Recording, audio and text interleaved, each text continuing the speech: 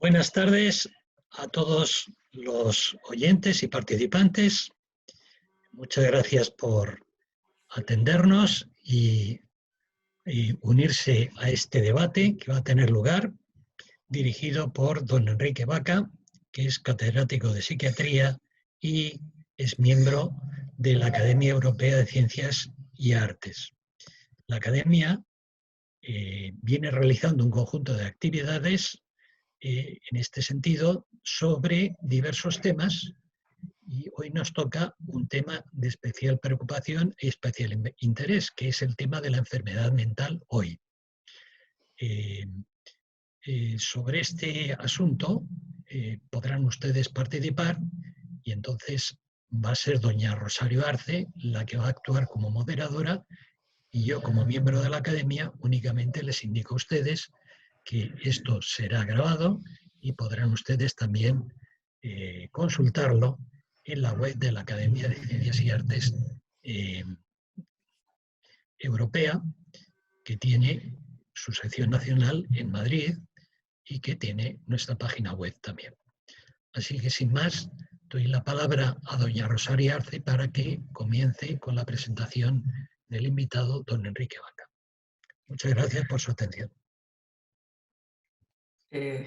Muy buenas tardes, espero que se me oiga bien. Hoy vamos a compartir con el doctor Vaca, catedrático de psiquiatría, presidente durante muchos años de la Sociedad Española de Psiquiatría y asimismo presidente también de la Fundación de Psiquiatría y Salud Mental, como también durante muchos años tuve el placer de trabajar a su lado como jefe, el doctor Vaca, del servicio de psiquiatría del Hospital Puerta de Hierro, hospital en el que ahora tengo la fortuna de dirigir yo el servicio. Muy bien, sin más preámbulos, Enrique, te doy la palabra para que comencemos este tema que trata de un asunto, a mi modo de ver, muy significativo e importante dentro del área de nuestra especialidad, como es la enfermedad mental hoy día. Sin más. Gracias, Charo. Vamos a ver.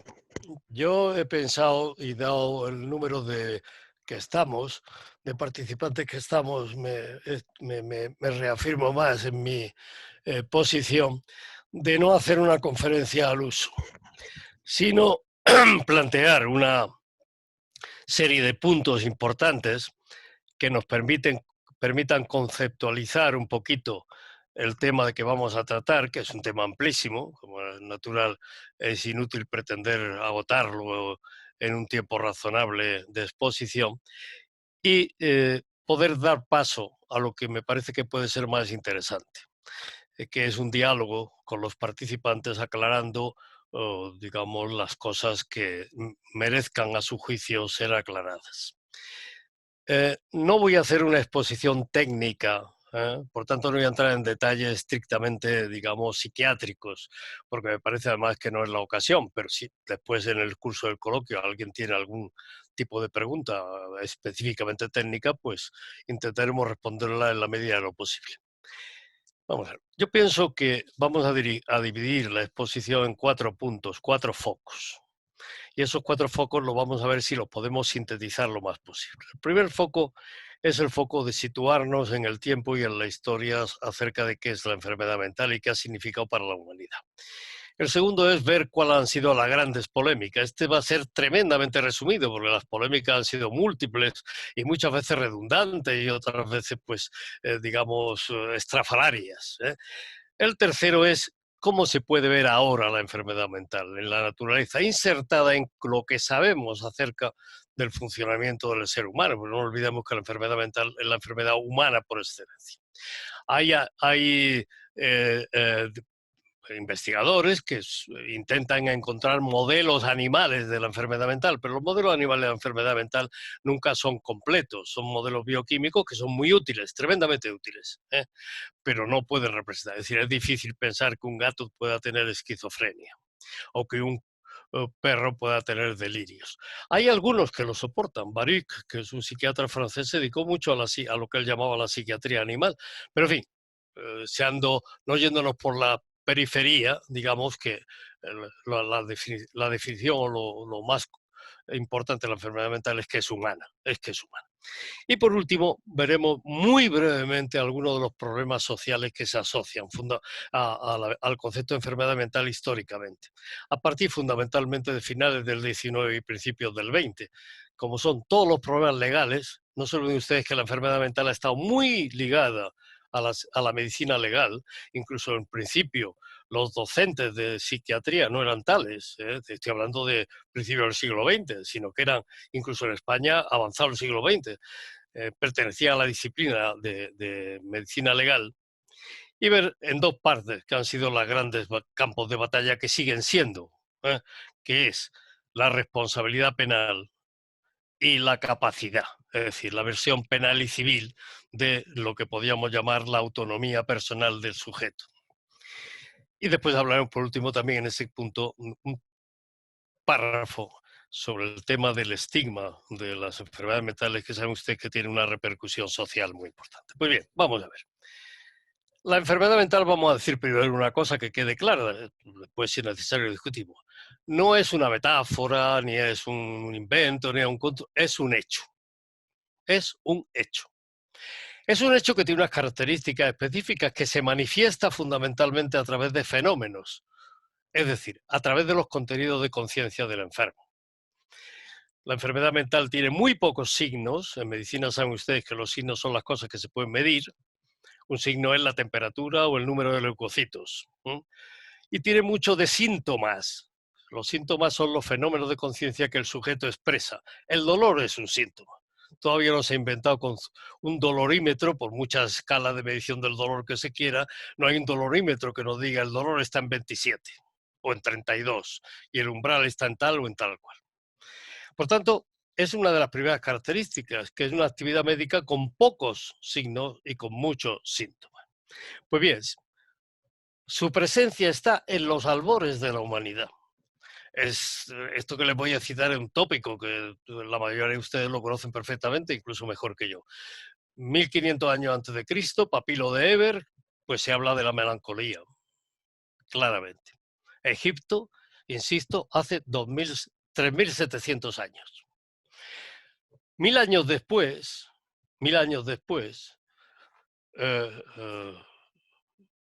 Hipócrates, referencia obligada a todo el que quiera hablar de historia de la medicina, pues lo especifica perfectamente. Él clasifica las frenitis, que son las locuras con violencia, la melancolía, y también incluye la epilepsia, que como saben ustedes, durante muchos años fue una enfermedad psiquiátrica. Cosa muy interesante ver cómo las enfermedades psiquiátricas emigran fuera de la psiquiatría cuando se descubren determinadas características. Después de Hipócrates, estamos hablando, por tanto, de hace 2700 años, 2700 años, achaca estas enfermedades claramente a la fisis, es decir, a la naturaleza. A la naturaleza. Sin embargo, en Roma ya empiezan y la epilepsia pasa a ser, saben ustedes, el morbus sacer, el morbus, es decir, la enfermedad sagrada. La enfermedad sagrada. Y a partir de ahí corremos un gran periodo de tiempo, estoy hablando fundamentalmente de Europa, de la civilización europea, donde la enfermedad mental está contaminada con posesiones, concepciones mágico-religiosas, etcétera, etcétera, etcétera. No nos interesa mucho entrar en eso. Piensen ustedes que la primera atención acerca de los problemas de la investigación del cerebro, aparte de todas las cosas que Galeno dijo y todas las cosas que también dijo Hipócrates, está con las investigaciones de Gall, con la frenología, ese señor que decía que se podía saber cómo era una persona, pues tocándole el cráneo por fuera para saber qué parte del cerebro estaba más o menos desarrollada, cosa que como natural usted puede imaginar no era cierto. Pero la palabra psiquiatría aparece en el año 1800, es decir, el siglo XIX. Es decir, tenemos 220 años de existencia más o menos. ¿Qué es lo que sí ha habido antes? Ha habido preocupación por qué se hacía con esas personas que el vulgo y todo el mundo llamaba locos. Y ahí hay también interesantes, los árabes cuidaban de sus locos. Los maristanes eran una realidad en la Granada del siglo XV. El padre Jofré en Valencia, en 1700 y pico, ya lo conocen ustedes, está todo dicho con la creación del famoso asilo para locos, pobres e inocentes, como era como se llamaba. Y después, evidentemente, ha habido muchísimos intentos de desarrollar la asistencia. ¿Desarrollar el cuidado al loco se ha ido paralelamente al conocimiento de la enfermedad mental? Pues unas veces sí y otras veces menos. Unas veces sí y otras veces menos. Lo que está claro es que al llegar el siglo XX, finales del XIX, principios del XX, todo esto se intenta sistematizar y se intenta poner un poco orden en esta especie de caos que consistía pues todas las aproximaciones anteriores. Y estoy haciendo una historia, como pueden comprender, a brocha gorda. Y que a final del siglo XIX y principio del XX, como les digo, pues hay un señor que se llama Kraepelin que intenta sistematizar y aparece esas tres cosas, esos tres grupos de enfermedades que todos ustedes han oído hablar de alguna forma, pues la psicosis, la neurosis y las psicopatías. Y a partir de ahí, pues vive una época donde las clasificaciones son omnipresentes, actualmente son las que determinan lo que es y lo que no es enfermedad mental, y esas clasificaciones pues tienen defensores y tienen detractores. La mayoría de ellas están hechas por consensos entre profesionales y poner de acuerdo a los clínicos que tienen experiencia práctica en la materia para llamar de una cosa de una forma y otra cosa de otra, y lo que se está claro es que han crecido extraordinariamente. Crecido las categorías y crecido todas. Para terminar este primer speak, les diría que en este momento la clasificación clásica está tremendamente desglosada y que hay una especie de intento de abrir nuevos capítulos, pero que la clasificación en psiquiatría, y esto lo veremos en el tercer punto, es una metáfora que algunos de los que me conocen me han oído decir muchísimo, pero que es así, son como el lecho de Procusto, acuerdan ustedes del cuento, de la leyenda griega, es decir, son una cama donde a veces hay que estirar al enfermo para que la cubra o a veces hay que acortarlo para que quepa. Es decir, por tanto, hay ahora una tendencia grande a decir que las categorías no nos sirven exactamente para calificar el caso concreto. Esta es una de las posibilidades y de las grandes características que tiene la psiquiatría actual, que es negarse a considerar las categorías diagnósticas como hechos incontrovertibles que definen al paciente y buscar más en el paciente la definición de su padecimiento en base a los factores que puede tener o que puede presentar sintomatológico o de signos en algunos casos especiales, para encajarlo en un diagnóstico concreto. Es decir, hacer que el diagnóstico encaje en el paciente, si me permite la expresión, y no el paciente en el diagnóstico. ¿Cuáles han sido los grandes? Segundo punto, ¿cuáles han sido las grandes polémicas? Pues esto es más fácil de sintetizar. Las grandes polémicas se crearon también final del 18, final 18, principio del 19, pero fundamentalmente 19 en Alemania con la definición, la división que había entre un grupo que se llamaban a sí mismos psíquica en alemán, es decir, partidarios de que las enfermedades mentales eran cosas del psiquismo, sea esto lo que quisiera entenderse, o los somáticos que decían, eran más hipocráticos, que decían que era cuestión de la fisis, es decir, que era cuestión de los mecanismos orgánicos y que no había más que buscar. Pelea encarnizadísima. En 1850 más o menos hubo un señor que se plantó y dijo, mire usted, las enfermedades mentales son enfermedades del cerebro y dejen ustedes de historias. Fue un señor que se llamó, para el que quiera saberlo todo, se llamó Grisinger. Pero al mismo tiempo otros que dijeron, oiga, que usted está haciendo Gehirnmythologie, que viene a significar algo así como una mitología cerebral, pensando, pues el pensamiento está en tal sitio, el amor está en este otro, tal. Gehirnmythologie o mitología cerebral, que ahora ha vuelto a resucitar con las técnicas de imagen, que a veces nos ofrecen unos trabajos que verdaderamente son un poquito sobrecogedores. Freud, ese señor al que todo el mundo odia y otros aman, eh, eh, dijo una cosa muy sensata. Freud era un neurólogo, nunca fue un psiquiatra. Esto la gente no se le mete en la cabeza. Es decir, Freud nunca tuvo contacto con enfermedades mentales graves, nunca. Él fue a Charcot, vio los fenómenos de la histeria que Charcot curaba en la Salpêtrière en París y se volvió a Alemania pensando en qué diablo le pasaba a aquellas personas que sin tener una lesión se volvían ciegas o se volvían paralíticas o estaban paralíticas. Pues Freud, que escribió, como saben ustedes, una obra inmensa y que ha tenido unos discípulos, una influencia en la cultura absolutamente definitiva, dijo siempre, y lo tiene escrito en su obra, que cuando el conocimiento del cerebro fuese más avanzado, muchas de las cosas que él decía encontrarían su justificación científica. Evidentemente muchos de sus seguidores ocultan piadosamente esta parte de las opiniones de Freud. Por tanto, ¿cuál hemos tenido la gran polémica? ¿Esto es psíquico? ¿Esto es físico? Polémica que hemos heredado en el pensamiento occidental de un filósofo que todos ustedes conocen, que se llamó Platón, y que después el señor Descartes consagró al decir eso de la res extensa y de la res cogito. Esto ha generado una gran distorsión en la imagen general de la gente y en la imagen cultural de la enfermedad mental, y también una gran confusión en los propios profesionales. Les voy a poner un ejemplito simplemente para que se ilustre.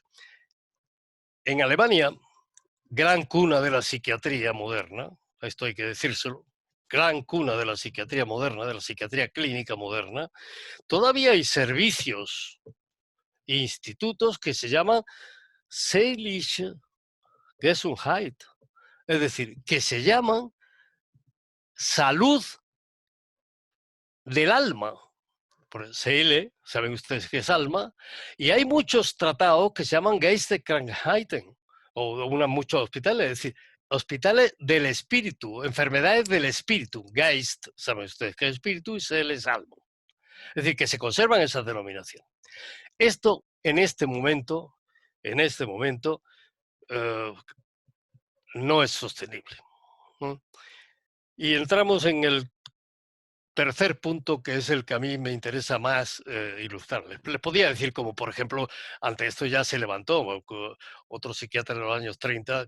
Los años 20-30 son una época tremendamente fértil para el desarrollo de la psiquiatría clínica y de la psiquiatría teórica y de la antropología psiquiátrica, fundamentalmente en Centro Europa. Pero, por ejemplo, Kurt Schneider, que es un psiquiatra de esos años, un hombre, un autor bien conocido, ya dijo que el espíritu no podía enfermar y que de qué estábamos hablando. Fue además el que dijo que las psicopatías, lo veremos en el último punto, no son enfermedades mentales, sino son formas diferentes de ser. Problema, sin duda, que tiene fundamentalmente consecuencias médico-legales. Bien, esta era la única polémica.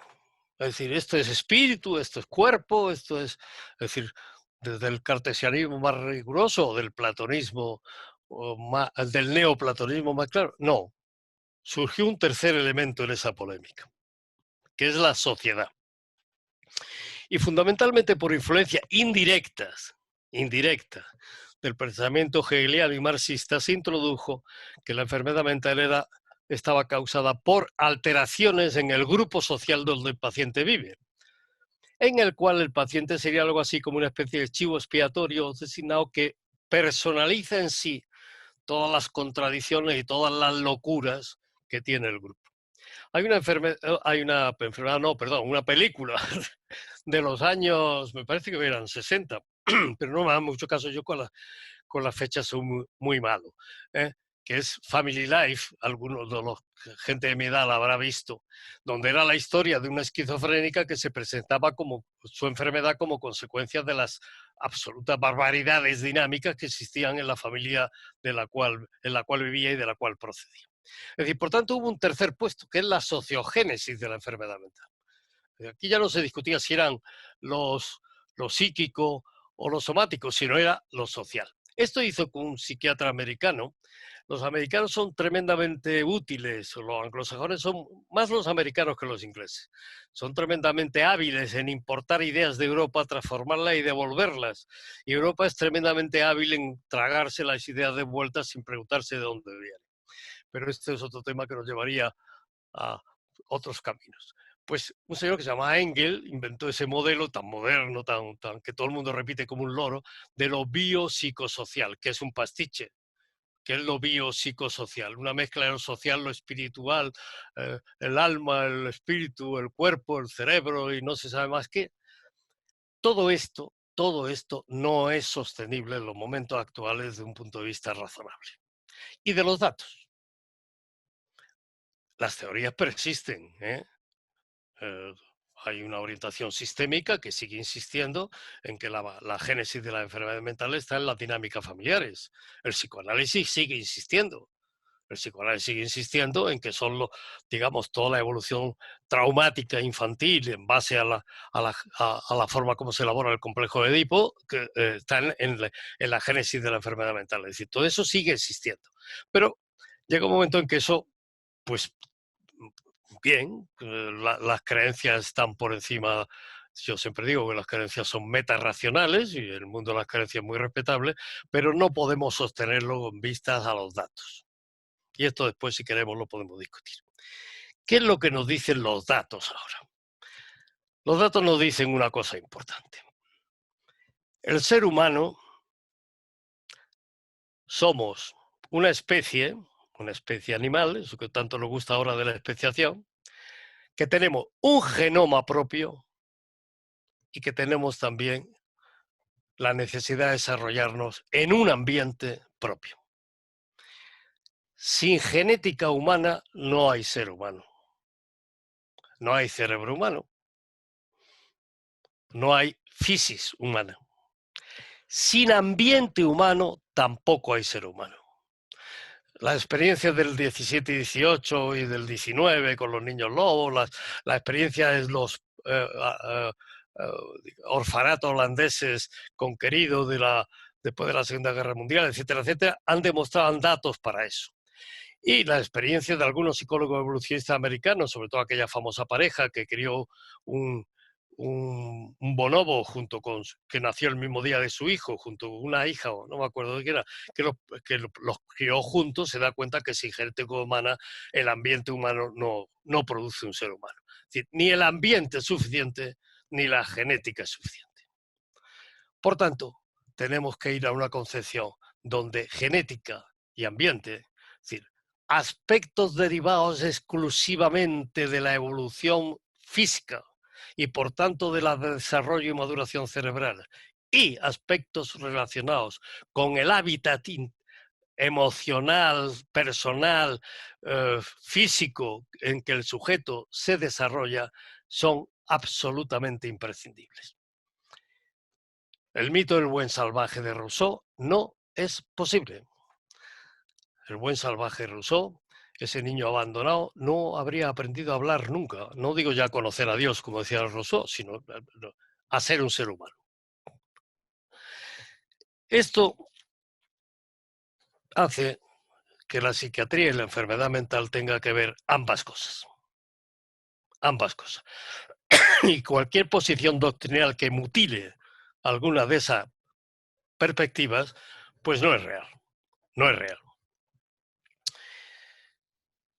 ¿Qué significa esto? Pues significa que no podemos tratar a las enfermedades mentales como enfermedades cerebrales, aunque lo sean, aunque tenga un componente, y que no podemos tratar a las enfermedades mentales como enfermedades consecuencias de una situación social, como ha pretendido la antipsiquiatría, aunque las situaciones sociales influyan. Ahora está, perdón, ahora está muy de moda decir las consecuencias, ha empezado a decirse las consecuencias que va a tener sobre la salud mental el tema de la epidemia, de la pandemia esta que padecemos. Evidentemente esto va a suponer unos cambios de las situaciones ambientales muy importantes y que van a ser muy importantes en edades tempranas de la vida. Evidentemente eso va a ser un factor. ¿Va a ser el único factor y va a afectar por igual a toda la persona, a toda la población? No, porque vamos a tener que tener en cuenta la idiosincrasia de desarrollo y la capacidad de resistencia que están en virtud de la dotación genética de esas personas. Por tanto, hoy la enfermedad mental y la psiquiatría se instala con un ojo puesto en la genética y en el desarrollo de la genética. Ahora, ¿en qué genética estamos hablando? Que esto también es importante. Estamos hablando de la genética estructural, esa que hace que tengamos los ojos verdes o azules o negros, o que nos parezcamos a nuestro padre, o que tengamos más o menos estatura, aunque eso depende de otros factores. No, no. Estamos hablando de la genética molecular, de la genómica, que es otra cosa. La genómica es la forma como los genes se expresan. Y aquí la figura de Kalman es una figura fundamental, es un premio Nobel. Este hombre que empezó haciendo psicoanálisis, fíjese usted, y que ha escrito un libro sobre el inconsciente, después se dedicó a la neurobiología, trabajando sobre el axón del calamar gigante, que es una prolongación neuronal que por lo visto es más fácil de manejar. No, no me pregunten más cosas. Bueno, si me preguntan ya lo aclaramos lo que pueda significar esto. Y este hombre llegó a una conclusión. Vamos, o sus investigaciones llegan a una conclusión. Vamos, que no ha llegado solamente él, no es solamente él el que ha dicho esto, pero que nos orienta muy bien. Vamos a ver. Ustedes saben que gran parte de la psiquiatría a partir de los años 50, en que la psicofarmacología se dispara, está basada en las acciones que podemos hacer, que podemos operar con fármacos sobre la interconexión entre las neuronas. Una neurona donde se conecta con la siguiente, que son las sinapsis. Ha habido incluso algún psiquiatra que ha llamado esto psiquiatría de la sinapsis, con un tono un poquito irónico, pero es una realidad que eso ha fundamentado toda la psicofarmacología actual. Es decir, la posibilidad de actuar sobre la disponibilidad de determinados neurotransmisores en el surco intersináptico, es decir, la conexión de una neurona con la siguiente. Pero los neurotransmisores no se generan en la sinapsis, los neurotransmisores se generan en el cuerpo neuronal, en el núcleo de la neurona y se transportan por el axón. Ahí es donde está la genómica actuando, ahí es donde está el interés de la biología molecular, de la genética molecular, porque son los genes en su fracción, digamos, codificadora, los que hacen que las proteínas, no quiero meterme en un tinglado técnico, pero imagínese usted una fábrica allí en el núcleo de la neurona, y ese gen, cuando se expresa, troquela proteína para construir el neurotransmisor y hay otro gen que lo transporta. Por tanto, la genética que estamos hablando no es la genética, insisto, estructural, es la genómica. Es la expresión de los genes en su función de troqueladores fabricadores de proteínas y, consecuentemente, de neurotransmisores. Y ahí está el origen del funcionamiento cerebral que vamos sabiendo. La investigación sobre genes transmisores de neurotransmisores, por ejemplo, de la serotonina, está muy avanzada, de la dopamina un poquito menos, pero está muy avanzada. Es decir, que por tanto, ahí tenemos otra cosa. Pero lo que Kalman insiste, y con esto acabamos esta parte, y no quiero, lo aclaramos después lo que queda, lo que Kalman insiste es que eso está condicionado o modulado, no condicionado, modulado por estímulos exteriores. Es decir, no solamente está modulado por las cosas interiores al núcleo neuronal y a la metabolismo neuronal, los tóxicos, no sé cuánto, sino por estímulos exteriores. Y además añade algo muy importante.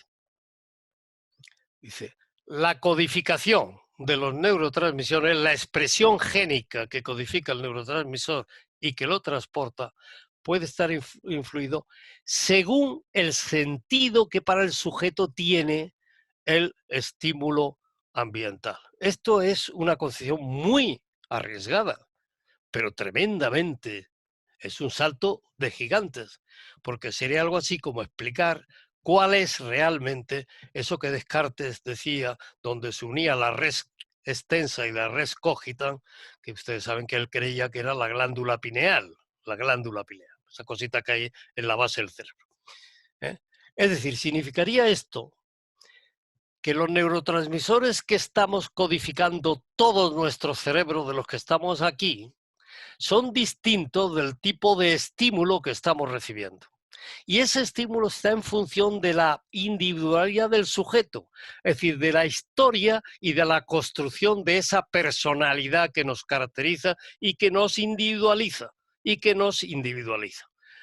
Por tanto, el que se esté aburriendo está codificando un tipo de neurotransmisor, el que se esté divirtiendo está codificando otro, y el que se esté, digamos, pensando en la cena de esta noche que tiene con no sé quién, que es estupenda, pues estará codificando otro.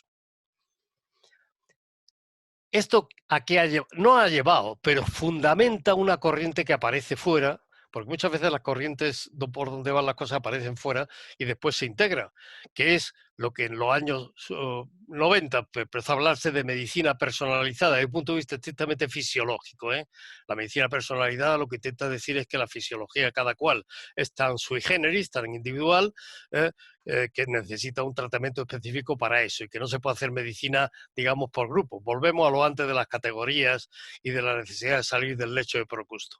Pero se está hablando, y eso lo empezó a hablar en los años 90, un hombre catedrático, un hombre de origen peruano, catedrático en la Universidad de Pittsburgh, que es Juan Messick, nada que ver con el futbolista, que era la psiquiatría personalizada.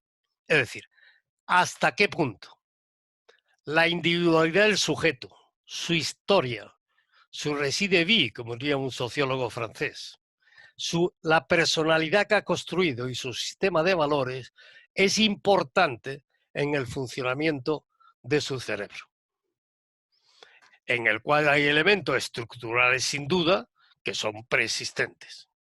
Por eso yo muchas veces en mis discusiones amables con algunos neurocientíficos, gente muy sabia y muy capaz y a los cuales les tengo un inmenso respeto, les he dicho que la neurociencia está en la base de explicar cómo se producen las cosas, pero que está todavía un poquito lejos de explicar el por qué se produce.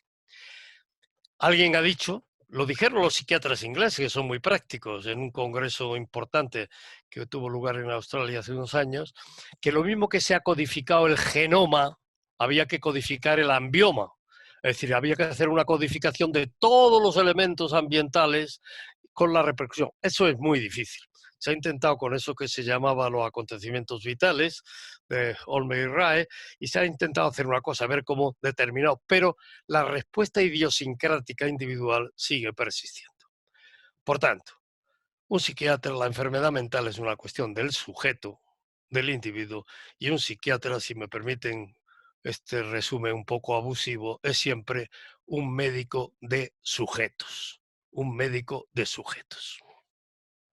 Aquello es que decía Marañón de no hay enfermedades sino enfermos, que son de ese tipo de intuiciones bien vistas que la gente se lo toma después como un esloganillo y no se da cuenta de la profundidad que hay debajo.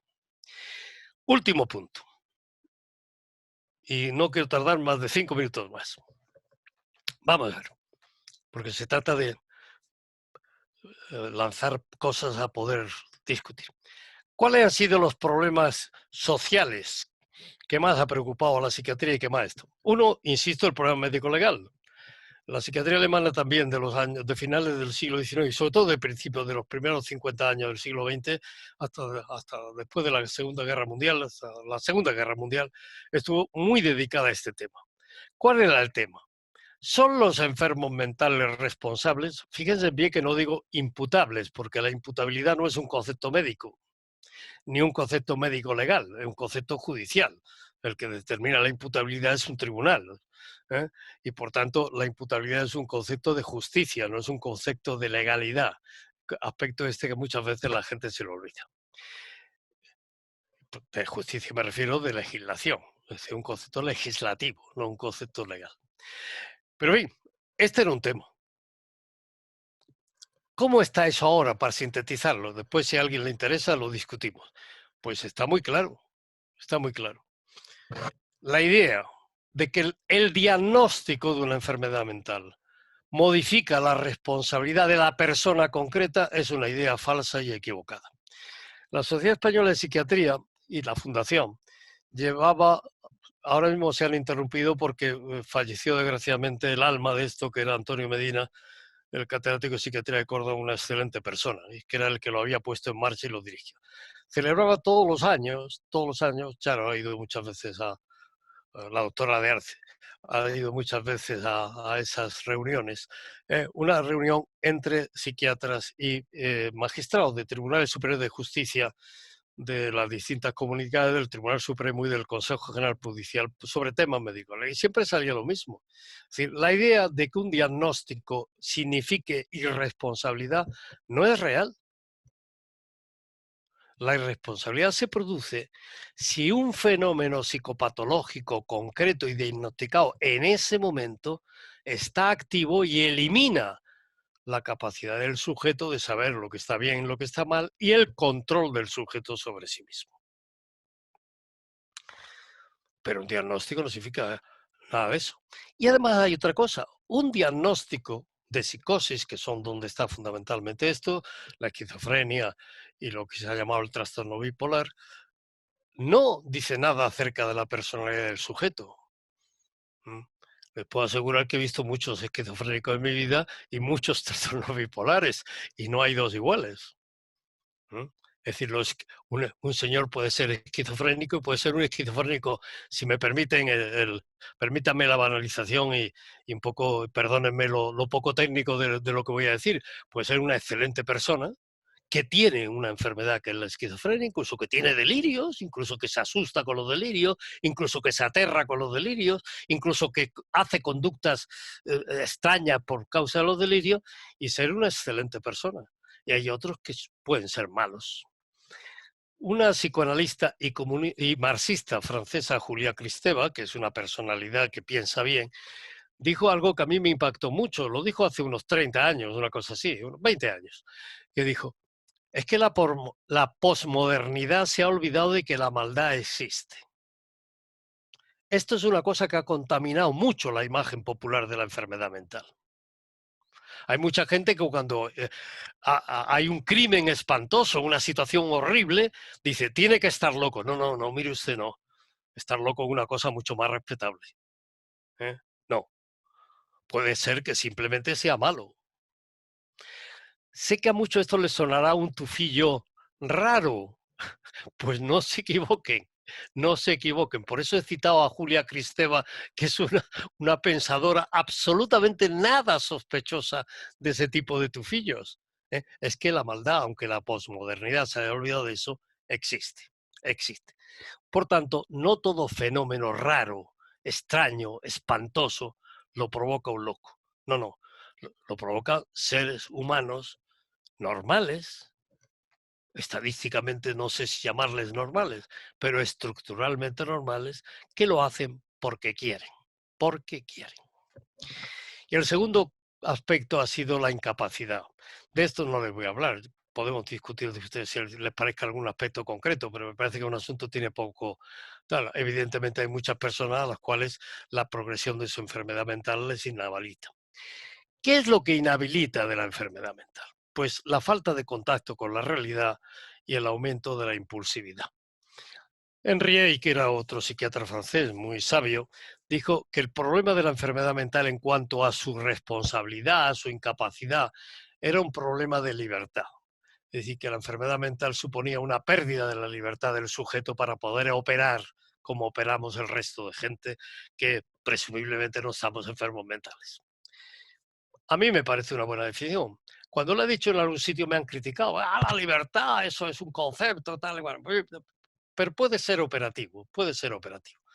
De hecho, lo que sí le aseguro es que un psicótico delirante, sea esquizofrénico, un trastorno delirante crónico, en pleno delirio no tiene ninguna libertad de acción. El delirio es el que manda en él y tiene muy poquito contacto con la realidad. La realidad delirante es la que está en él. También puedo decirles que un maníaco en plena crisis maníaca tiene muy poca libertad. La impulsividad es la que manda en él.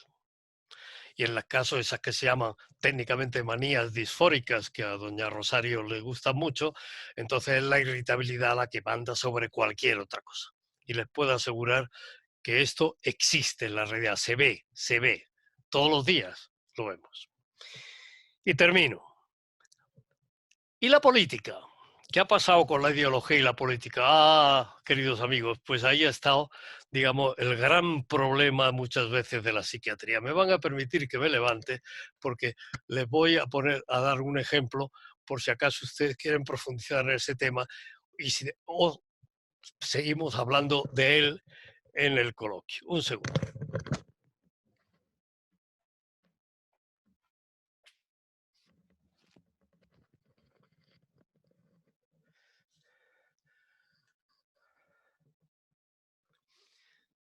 Miren este libro. Este libro es de hace 10 años, es del 2010.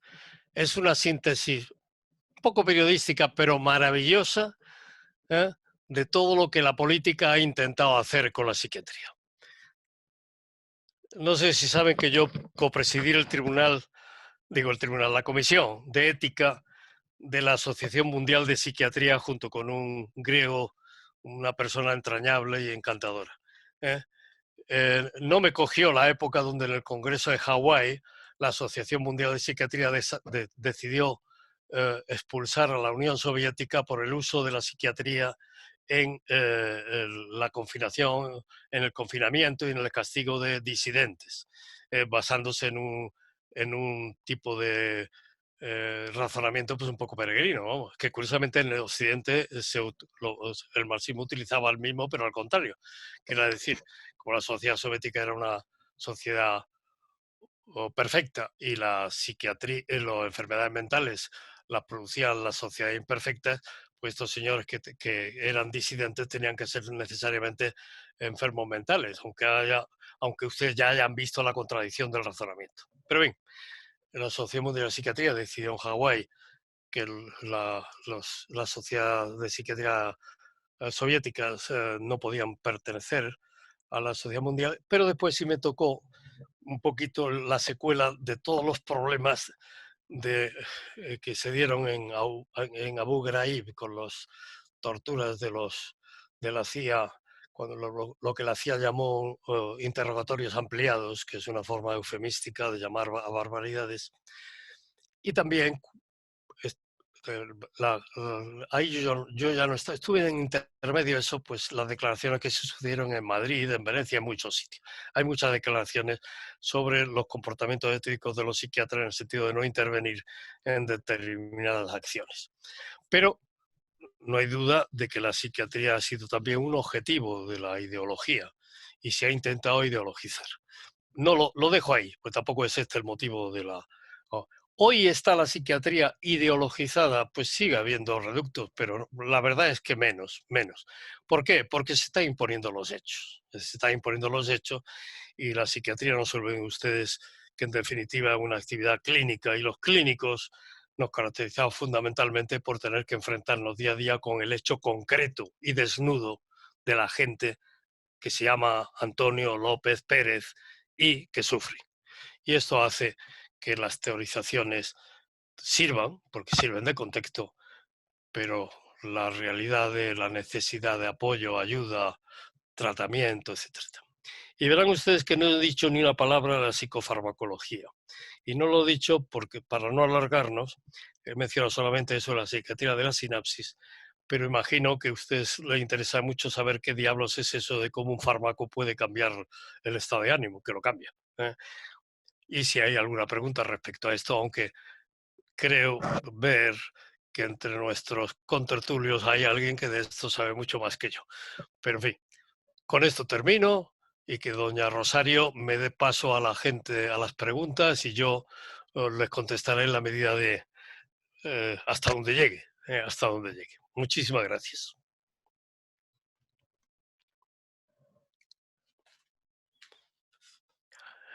Ahora, No sé. ahora se me oye. Muchas gracias, Enrique, por esta conferencia. Vuelvo a disfrutar muchísimo oyéndote en tus conferencias.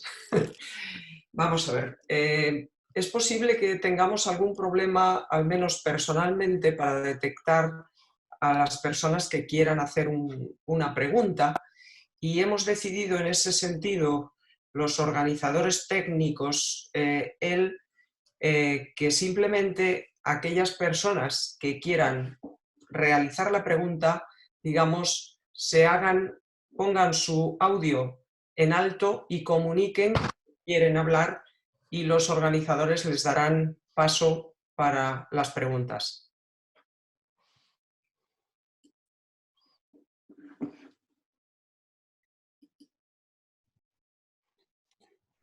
No sé si puedo hacer una pregunta.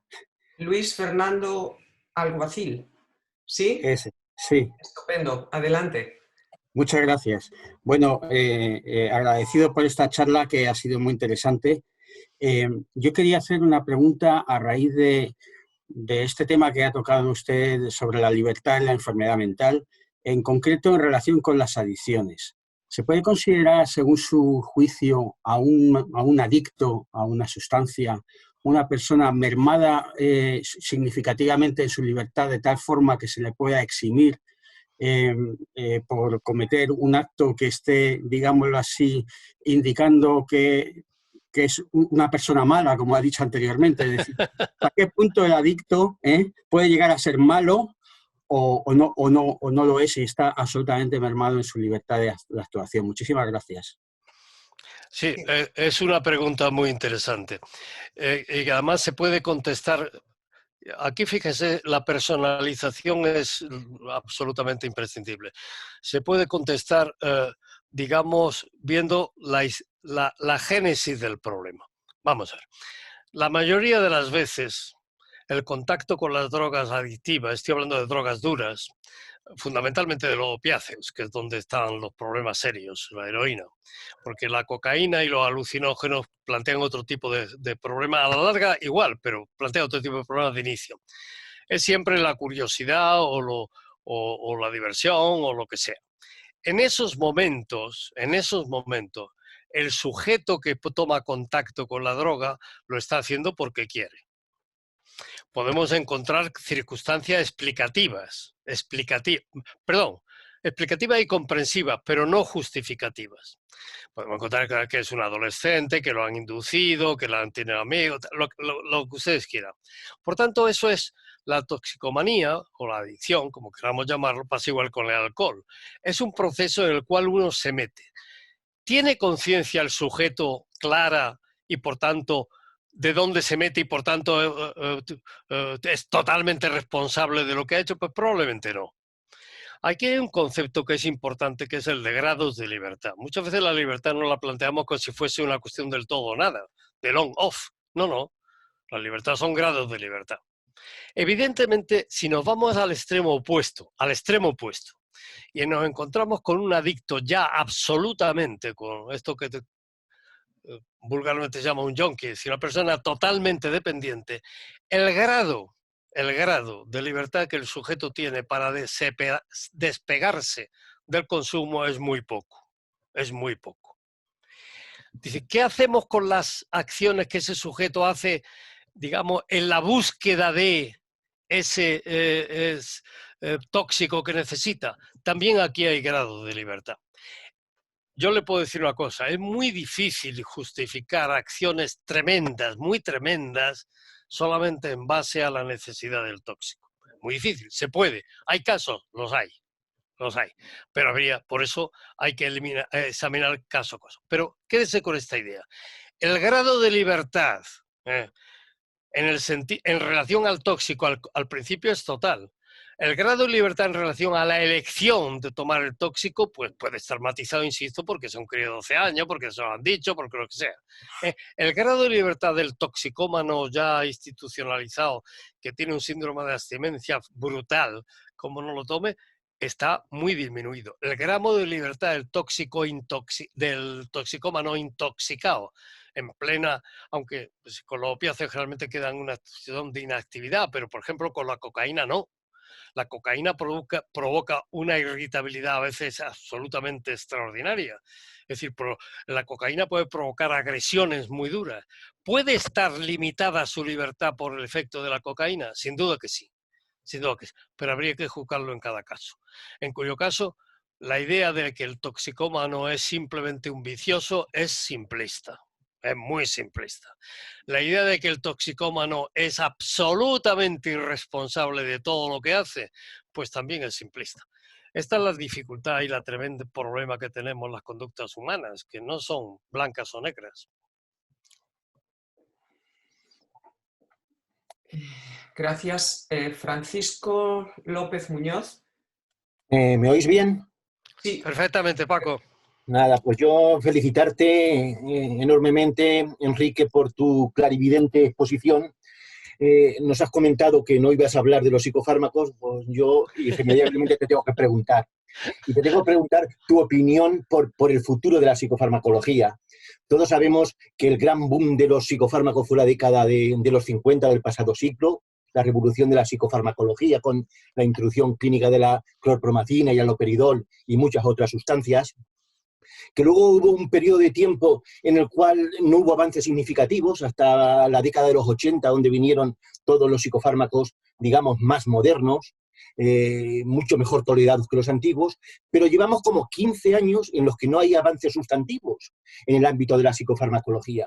Nos hemos quedado en una psicofarmacología, digamos, superficial, que actúa en la superficie de las neuronas, pero el futuro está en poder modificar todas esas cascadas bioquímicas que van a producir, al fin y al cabo, cambios en la expresión génica de las células. ¿Cómo ves tú el futuro de la psicofarmacología? Bueno, quiero decir, para el que no lo conozca de nuestros oyentes, que Francisco López es un ilustre psicofarmacólogo, una de las personas que mejor conoce la materia que yo conozco a mi vez, y además un hombre con una mentalidad absolutamente humanista, es decir, sabe muchísimas más cosas aparte de psicofarmacología. Pues vamos a ver, Paco, tienes toda la razón en la descripción.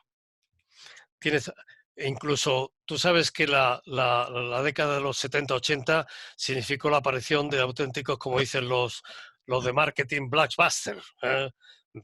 Por ejemplo, los inhibidores selectivos de recaptación de serotonina. Pero lo que yo decía antes, la psicofarmacología se ha parado en la sinapsis. Y ahí las posibilidades que tenemos son las que tenemos. En la sinapsis las posibilidades que tenemos son aumentar o disminuir la biodisponibilidad del neurotransmisor en el espacio intersináptico. No podemos hacer otra cosa. Podemos tocar la recaptación, la emisión, no sé qué, pero no podemos hacer otra cosa. Y eso se limita a un número muy concreto de sustancias, de neurotransmisores incluso. Entonces, aunque tengamos cosas cada vez más específicas, más tú sabes que la especificidad absoluta no existe, con lo cual eso ha emborronado. Ha habido una circunstancia que es un parón sistema de la investigación básica en este terreno, tú lo conoces mejor que yo. Y tú sabes que si tenemos un parón de la investigación básica, pues bueno, ahora hay mucho más interés en los procesos de transporte y en los procesos que suceden en el núcleo neuronal, sin duda ninguna. Ahí está el asunto. Y tú sabes que además hay dos cosas, una de las cuales se conoce mucho y otra de las cuales se conoce pero no se puede tocar. Es decir, que son los dos grandes, digamos, sistemas apagadores y encendedores, permíteme que haga esta barbaridad de simplificación del sistema nervioso central, es decir, el GABA y el glutamato. El GABA lo utilizamos habitualmente, todos los ansiolíticos son GABAérgicos, estamos totalmente, cuando nos tomamos un Ofidal, un Valium, no sé qué, estamos estimando el sistema GABA, pero sabes tú que el glutamato, que es un sistema muy interesante, que podía explicar las disparidades y las complejidades del metabolismo de la dopamina en el caso de la psicosis, pues sabes tú que es un sistema que es difícil de tocar porque tiene unos efectos secundarios tremendos. No hemos encontrado todavía las dianas. Entonces, yo soy, no puedo ser de otra forma, soy optimista, pero constato contigo dos cosas que me preocupan. Primero, un parón en la investigación básica y segundo, otra cosa que lo voy a decir con toda claridad, un creciente desinterés de la industria por la psicofarmacología. Industria que en los años, tú lo sabes, en los años 70, 80, 90 estaba volcada sobre este campo. Y ahora los departamentos de neurociencia y los departamentos de neurofarmacología de las grandes industrias pues están un poquito más retraídos y están mirando más hacia estos temas. No sé si coincidirá. Entonces yo espero que esto sea un pequeño impasse y que se resuelva. De todas formas, la psicofarmacología del futuro, coincido contigo, que tiene que estar mirando más al cuerpo de la neurona y al transporte por el axón que a la sinapsis, cosa que la sinapsis la tenemos ya bastante trabajada. Gracias. ¿Alguna pregunta más? No querría acaparar un poco, pero ¿puedo apostillar algo? Por supuesto que sí, por supuesto que sí. Pues muchas gracias. No, yo quería comentar a raíz de lo que ha comentado Paco y usted, que estoy de acuerdo con una parte, pero no con otra. Yo no creo que haya habido un parón en la investigación básica en relación con la psicofarmacología. Yo creo que hay grupos que están explorando caminos muy diferentes a simplemente la neurotransmisión, nivel de neurotransmisores, mecanismos de recaptación, todos los mecanismos clásicos. Hay grupos que están aplicando precisamente herramientas de farmacogenómica, de proteómica, de metabolómica, etcétera, a la búsqueda de nuevas dianas y nuevos mecanismos implicados en las enfermedades y en su tratamiento. Lo que sí que estoy muy de acuerdo es en la segunda parte de lo que estoy comentando. Hay un desinterés manifiesto de la industria y yo creo que es porque no ven negocio en esto, ¿no? No lo ven por lo menos a corto plazo. Pero disiento un poco en que esté tan parada la cosa en cuanto a investigación básica. Bueno, es una excelente noticia, es una excelente. De todas formas, coincido en que la investigación tiene que ir por el camino de la expresión génica, de la genómica y la proteómica. Está claro que tiene que ir por ahí. Pero claro, eso nos implica tener que intervenir sobre el núcleo, el núcleo celular de la neurona. Y ahí sabemos menos cómo intervenir. Pero vamos, me alegra oírle y no solamente no desmiento, sino que me parece estupendísimo. Y desgraciadamente en la segunda parte, pues sí estamos de acuerdo los dos. ¿Alguien más? ¿Qué? ¿Se me oye? No, a ver. Sí, soy Francisco Rubia. Sí, adelante, Francisco. Enrique.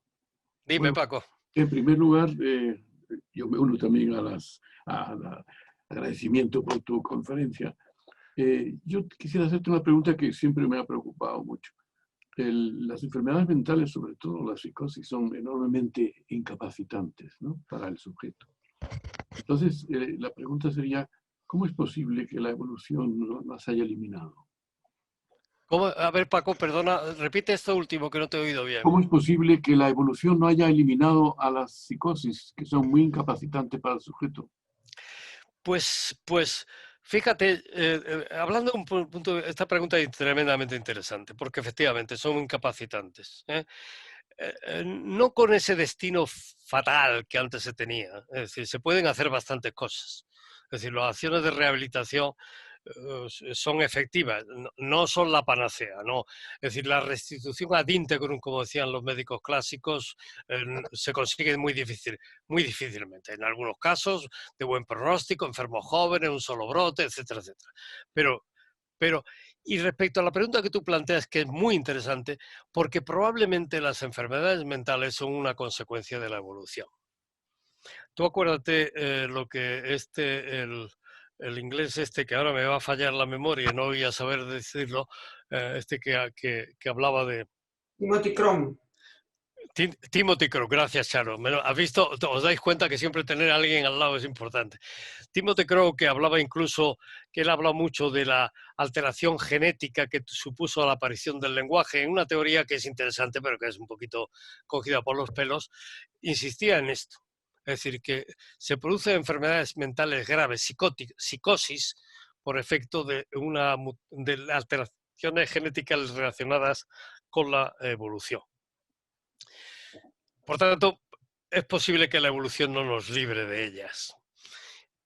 Nos podría librar una medicina genómica que ahora no podemos ni vislumbrar, pues podía ser.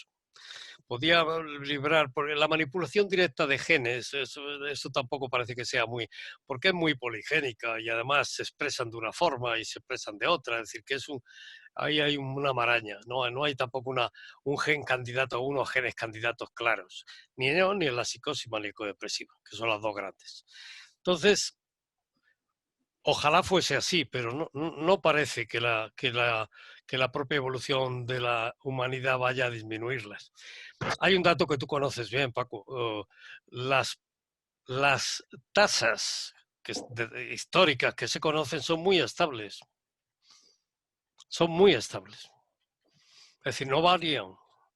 Se conocen estudios epidemiológicos de hace aproximadamente unos 100 años ya, fiables.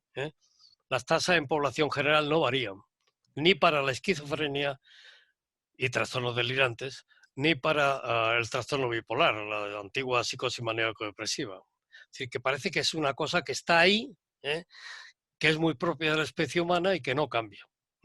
De todas formas, lo que sí hay que decir es que la psicofarmacología aquí ha ayudado extraordinariamente, extraordinariamente, sobre todo la psicofarmacología que se desarrolló a partir del finales de los 70, principios de los 80, y que ahí tenemos también mucho que avanzar. Como decía Luis Fernando, pues hay algunas cositas que se pueden ver esperanzadamente en el futuro. Si la investigación básica, claro, yo tengo una impresión más pesimista de la investigación básica en estos momentos, pero el tiro visión y me parece que él tiene más razón que yo.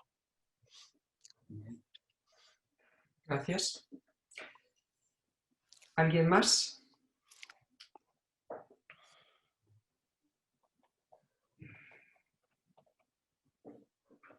¿No?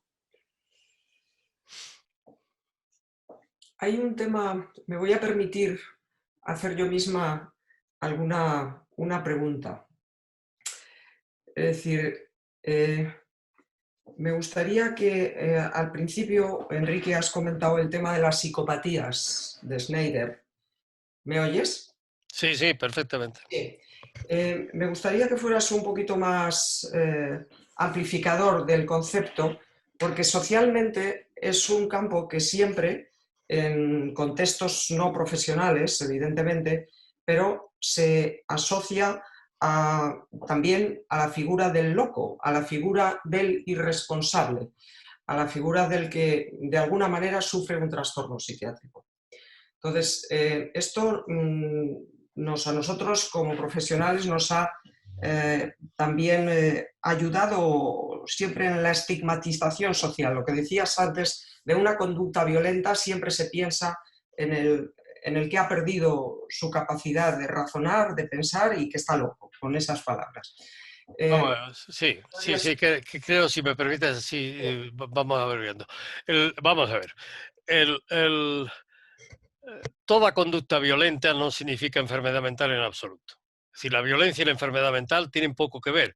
Incluso se ha insistido hasta la saciedad, y esto lo han dicho todo el mundo y lo han repetido, etcétera, etcétera, que porcentualmente, estadísticamente, los casos de violencia son infinitamente menores entre los que tienen una psicosis. Los neuróticos, algunos neuróticos pueden ser diferentes que entre las personas llamadas sanas. Es decir, que asociar violencia y enfermedad mental es una asociación que es falsa. Es una asociación que la sociedad hace, pero más falsa. ¿Qué pasa con el psicópata? El psicópata es un concepto que ha variado.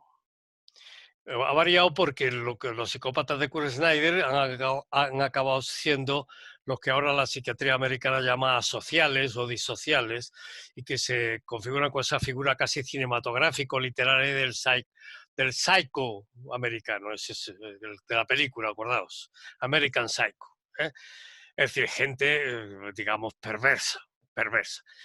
El psicópata puede ser un perverso, no todos los psicópatas son perversos, pero evidentemente ni el perverso ni el psicópata son enfermos mentales. Eso lo tenemos que tener claro. Después está ese campo grande de trastornos de personalidad que tanto nos angustia a los psiquiatras cuando aparecen en nuestra consulta, que son alteraciones estructurales de la personalidad.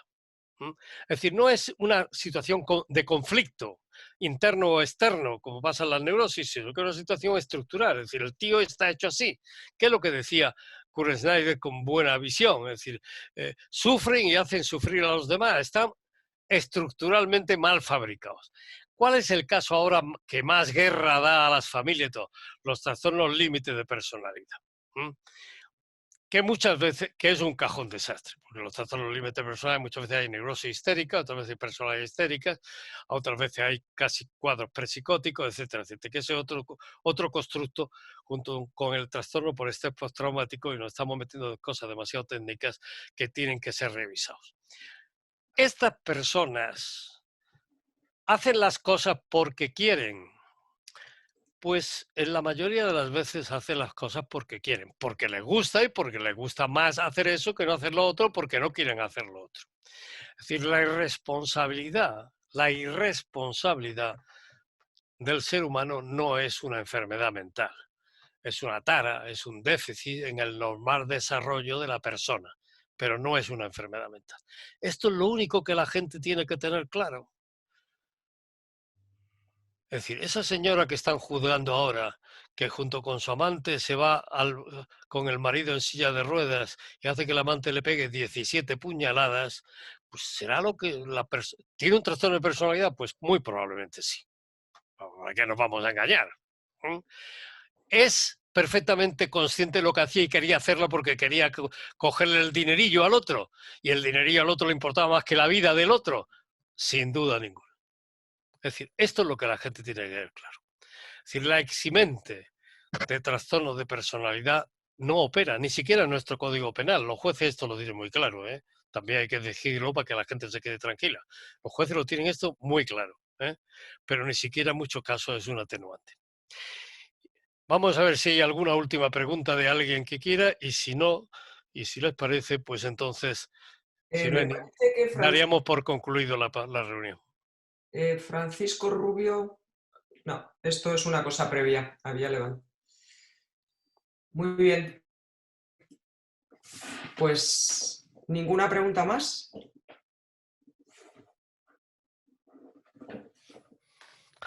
Pues entonces, muchísimas gracias a todos por este agradable rato que he pasado con todos ustedes, y cerramos la emisión. Querida moderadora, muchas gracias y yo me despido. Adiós. Hasta pronto. Muchas gracias, Enrique.